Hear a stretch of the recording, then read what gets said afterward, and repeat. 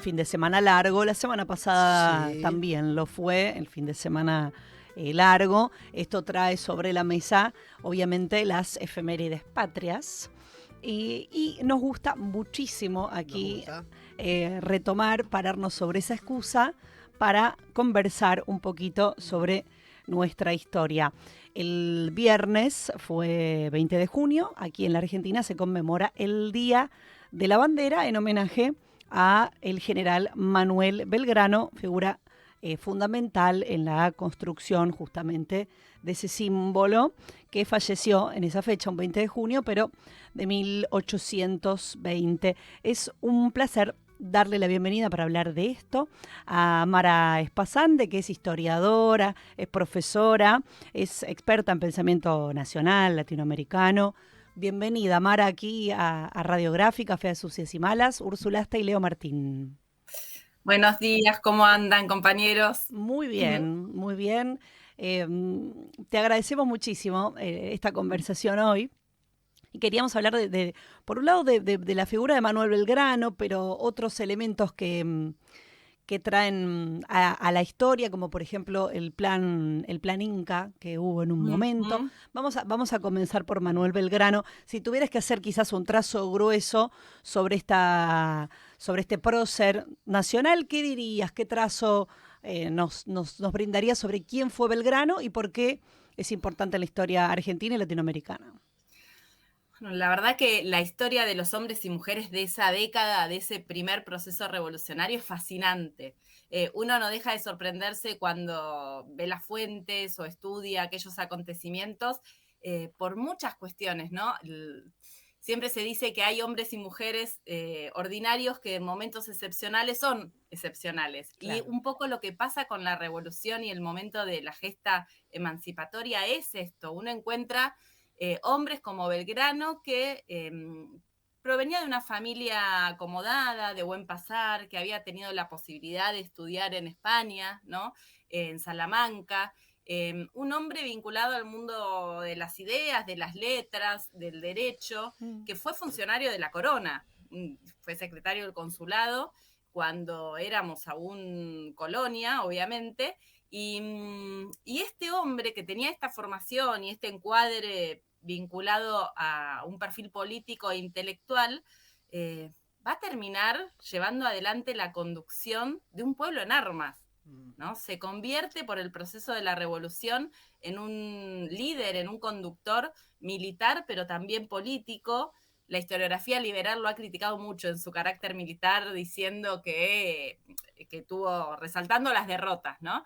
Sin embargo, San Martín, que era el único militar con conocimiento táctico de carrera en todo ese proceso, elogia muchas de las medidas y del accionar que llevó adelante Belgrano como militar.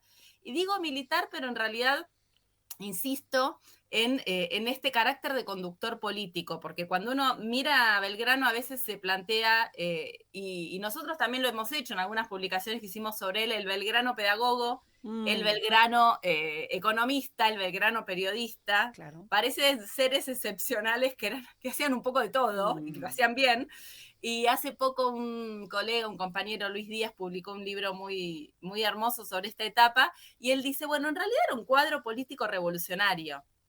Y me parece que eso ordena la caracterización que podemos hacer de hombres como Manuel Belgrano, porque en la medida en que va avanzando el proceso político revolucionario, va adoptando las funciones y los lugares que su compromiso, digamos que su propio compromiso lo llevan, ¿no? No es que él decidió ser 2 puntos, Claro. sino que era un hombre comprometido con su época. Y allí es donde lo podemos ver, desde funcionario, desde conduciendo un ejército, desde diplomático, haciendo política y pensando cuál era la mejor manera de organizar la comunidad americana.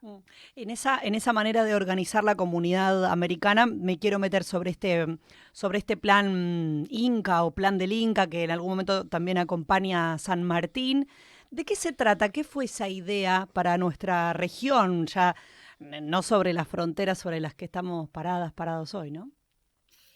Es un proyecto que en aquel momento tenía un alto grado de aceptación y viabilidad. para ponernos en contexto a aquellos que no conocen, cuando se produce la declaración de la independencia el 9 de julio en la ciudad de Tucumán, primero hay que poner en aquella época la pregunta de por qué en Tucumán.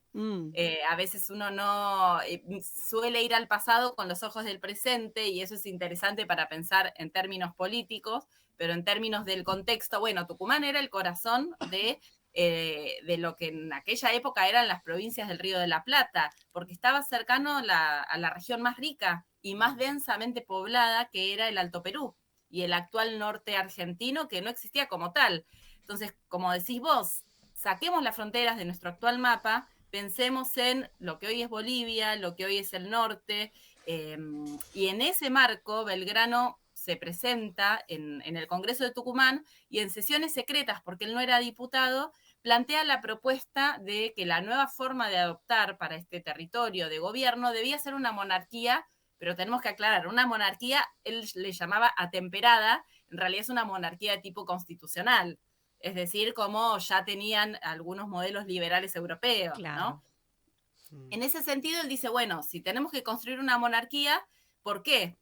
Fundamentalmente por dos cuestiones. La primera, lograr reconocimiento en Europa, porque Napoleón había sido derrocado y la moda era monarquizarlo todo, como él dice textualmente y está escrito en esas actas, pero además porque, y me parece que es lo más importante, porque concebía, al igual que Bolívar, al igual que San Martín, que la complejidad del territorio americano ameritaba una centralización del poder, que no era momento para que el poder se ejerciera en cada uno de los pequeños territorios, porque estábamos ante el riesgo de ser independientes, pero ser territorios muy chiquitos y muy balcanizados, que fue lo que Sucedió. finalmente ocurrió. Claro. Y digo Bolívar porque Bolívar en su espacio en el norte de Sudamérica, desde la Gran Colombia, plantea también una presidencia vitalicia. Entonces encontramos modelos, presidencia vitalicia, o en el caso de Belgrano, una monarquía incaica de carácter hereditario, que recibe el apoyo de San Martín.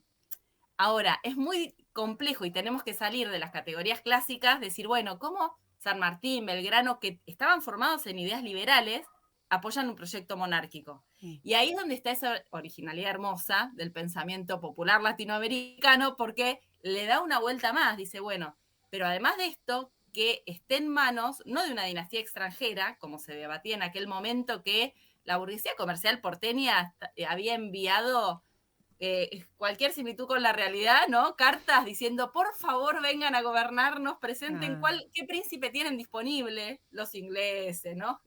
Algún pueblo sajón, qué príncipe tiene disponible para que venga a estas tierras. Bueno, eso es lo que Belgrano dice, no, ningún príncipe disponible, tenemos una historia de un linaje y de familias que han ejercido el poder vinculado al prestigio, ¿no? De la tradición, porque las monarquías es eso, es encontrar aquella familia que implica o aquel linaje que implica la tradición de tener ese lugar de poder, y lo buscan los incas. Y tal es así que había varios candidatos, uno de ellos había sido diputado ante las Cortes de Cádiz en 1812, cuando España se encontraba en revolución contra los franceses. Se lleva adelante un congreso muy importante donde en América se envían representantes en el carácter de provincias. Y allí se aprueba una constitución liberal para todo el territorio español y americano español, donde participan muchos de estos diputados. Bueno, y uno de ellos plantea justamente Condorcanqui, un pueblo que oprime a otro pueblo no puede ser libre, ¿no? Lo plantea en España en representación de las provincias ultramarinas. O sea, había cuadros políticos que podían tomar este camino. Obviamente, ¿qué pasó? El Anchorena, en representación de los diputados de Buenos Aires, dice que es una idea ridícula y que van a encontrar al último inca tirado en una chichería borracho. Claro. Y esta idea racista que tienen los porteños, no en ese momento, pero con los años y cuando comienza a escribirse la historia, es la que termina prevaleciendo, porque Bartolomé Mitre, que sentó los mitos que todavía hoy están presentes, dice, la idea era tan extravagante, ¿no? Dice, una idea extravagante que no tenía ningún apoyo. Bueno, hay fuentes de la época entre ellas un informe de un espía sueco que estaba circulando la región, que es impresionante porque hace los informes, ¿no? Como buen diplomático espía, y dice, los indios están electrizados, levantan la bandera del sol, y esto que dice un tal Belgrano revolucionó a todas las comunidades. Y en toda esa zona, las comunidades se levantan en armas esperando la orden, digamos, para poder participar y apoyar esta propuesta. Me parece impactante, ¿no? Sí. Lo de además esta característica inca que nos trae Mara hoy aquí. Mara, ¿cómo andás? Leonardo Martín te saluda. Como muchos de los que participaron de la revolución y todo ese proceso que termina en la independencia argentina, la muerte de Belgrano es triste, solitario y final prácticamente. ¿Por qué llega a esa situación? ¿Cómo es cómo queda corrido del eje en todo ese proceso Belgrano? Sí, el final es muy triste y cuando uno estudia los finales de los grandes líderes y lideresas del siglo XIX, Juana Zurduy, Bolívar, mismo San Martín, más adelante Rosas, tienen, ¿no?, esta cuestión trágica de haber sido víctimas de la contrarrevolución. Víctimas no en un sentido del pobrecito, sino en un sentido de haberse jugado y haber perdido. Belgrano va a tener que enfrentarse al bando contrarrevolucionario varias veces. Cuando digo contrarrevolucionario no me refiero a los viejos absolutistas, sino a las dos líneas o las dos rutas de Mayo, que como la llama Scalabrini Ortiz, que se gestan desde el mismo momento de la revolución. Una representada por Moreno, que había sido el conductor político de Belgrano en el momento de la revolución, y la otra por Rivadavia. Esa ruta rivadaviana, centralista, es la que combate a Belgrano ya de manera temprana en el primer triunvirato. Cuando él vuelve de la campaña del Paraguay en 1811, lo juzgan, le llevan adelante un juicio y tratan de demostrar mal desempeño. Después lo sancionan, lo retan cuando fue el tema de la bandera. Después le dicen que no puede dar batalla en Tucumán. O sea, ya venía con un nivel de tensión con este grupo que en algunos momentos logra tomar el poder y en otros no. Primer triunvirato, toma el poder, luego con San Martín lo desplazan, asamblea del año 13. Pero este mismo grupo, esta burguesía comercial porteña, que en realidad quería hacer una revolución para generar un cambio político más que un cambio social, es la que a partir de 1816-17 empieza a volver a tomar el control, el poder, bajo el esquema del Directorio Supremo. Entonces allí es donde empieza a jugar una política muy estratégica de, bueno, apoyo a San Martín, le doy apoyo, pero no le mando recursos, ¿no? San Martín se la tiene que arreglar un poco por su cuenta con el esfuerzo del pueblo cuyano. En el norte continúa la guerra, pero la guerra está a cargo de Güemes y de los infernales y de los guerrilleros y guerrilleras del Alto Perú. Entonces empieza a replegarse y justamente el día que muere Belgrano es conocido como el momento del inicio de la anarquía, pongo comillas, del año 20. Porque es el momento en el cual el poder central que estaba en el directorio se disuelve y cada provincia reasume la soberanía y comienza un proceso de lucha ya en el marco de la guerra civil. Entonces Belgrano, por un lado, muere en el marco de un avance de esta burguesía comercial que en Buenos Aires toma el poder, pero por el otro lado, justo cuando están comenzando, había 3 gobernadores ese mismo día que se autoadjudicaban, ¿no?, el gobierno, en el marco de este conflicto. Pero Belgrano de alguna manera nos muestra como esa transición entre las guerras de la independencia y el conflicto y la guerra civil, ¿no? En contra de un grupo, digo que cuando pensamos en nuestro presente y tratamos de caracterizar en nuestra actual fuerza política que nos gobierna, digo, ¿cuánto tiene de aquel viejo centralismo porteño? Porque muchas veces se lo suele asociar con el proyecto liberal de los 80 y de esa época, pero yo creo que hay que ir más para atrás, ¿no? Yo digo, es más mitrista o más rivadaviano que el discurso y la forma de mirar al país. O sea, está más cercano a aquel que escribía cartas pidiendo algún príncipe disponible para venir a estas tierras en 1815 que a un proyecto liberal de los años 80, de 1880. Mara, y aprovechando que fue una semana también con otra fecha importante que, bueno, recuerda a Martín Miguel de Güemes, te saco un poquito de Belgrano también, ¿no? Como para comprender lo que significó Güemes en ese proceso independentista. ¿Qué valoración haces vos? Bueno, Güemes y su hermana Macacha, que andaban siempre juntos y que eran como una dupla política, son personajes, si Belgrano es silenciado parcialmente, Güemes y Macacha lo son en su totalidad, han quedado totalmente disminuidos o asociados, en el caso de Martín Miguel, a la figura del conductor de los infernales. En realidad tuvieron un rol central en la defensa del territorio nacional, por un lado desde lo táctico, por evitar el avance del realismo desde Perú, pero además desde lo político, porque el proceso revolucionario fue muy complejo y tuvo muchos problemas internos. Está bueno para analizar, como no vamos a entrar ahora, pero en lo finito. Y en 1815 la cosa se había trabado por un conflicto entre los revolucionarios de Buenos Aires y los revolucionarios del norte, y quien destraba todo eso en el Pacto de los Cerrillos es Macacha, es la rosca política literal que hace Macacha y Martín Miguel de Güemes con su ejército, en toda una coordinación donde se logra destrabar la cuestión y convocar a Tucumán.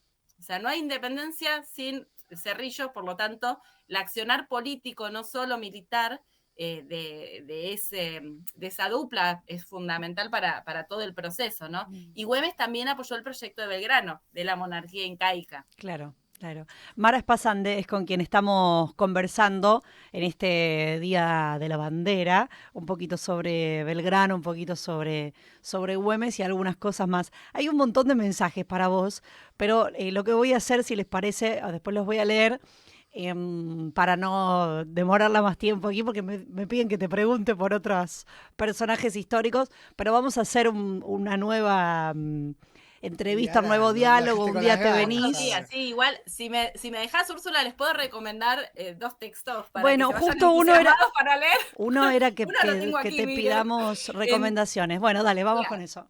Ahí va, El legado de Manuel Belgrano. Es un librito que hicimos hace unos años, para el 2020 lo publicamos, y yo acá lo que publiqué fue una investigación sobre el plan Inca, justamente, sobre el proyecto Inca, y se puede descargar por internet. Se llama El legado de Manuel Belgrano, UNDEF, Universidad Nacional de la Defensa. Perfecto.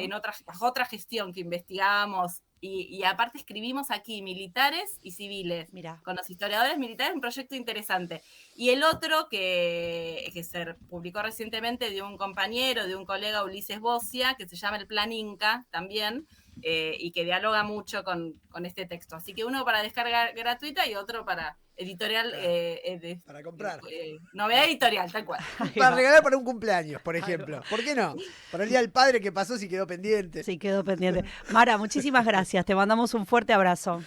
Bueno, un abrazo enorme. Dale. Mara Espasande es historiadora, bueno, es escritora, es una discípula de Galasso, nada más y nada menos. Nos recomendaba, lo voy a volver a decir, El legado de Manuel Belgrano, que se puede descargar, que es de la editorial de la UNDEF, la Universidad Nacional de la Defensa, y el del Plan Inca de Ulises Bocia, que es de un libro, es en ese caso físico, de ediciones Futurock, así que ahí las recomendaciones de Mara Espasande.